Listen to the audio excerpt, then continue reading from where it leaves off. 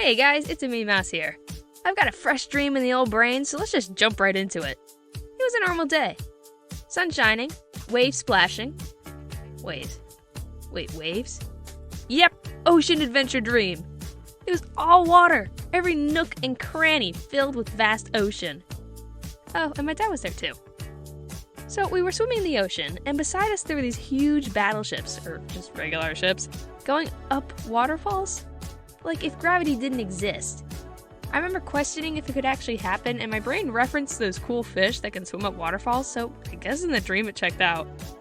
There were no people on the ships, but they were covered in ways that made me assume there might be some people inside the lower decks.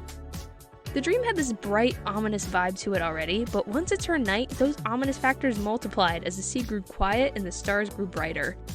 We suddenly had a destination as this constellation merman in the sky, who kind of looks like a fancy version of Prismo from Adventure Time, pointed us to a spot far away with this lightly tilted spear that pointed into an arrow.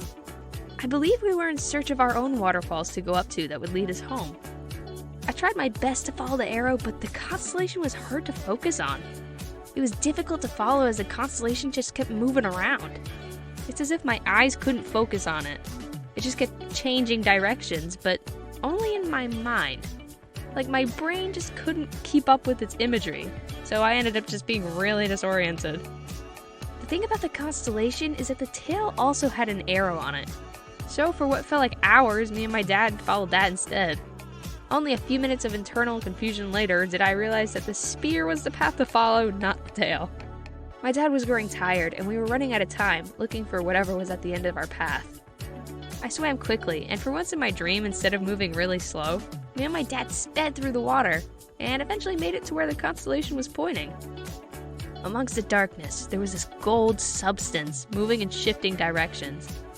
It was also hard to focus on, as the surrounding waves just grew foggier and the darkness crept around its glowing brightness.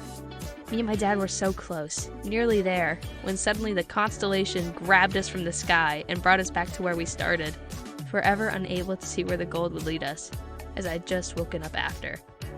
Strangely enough, to this day, I still really want to know where that would have led us. Something about it just felt really important.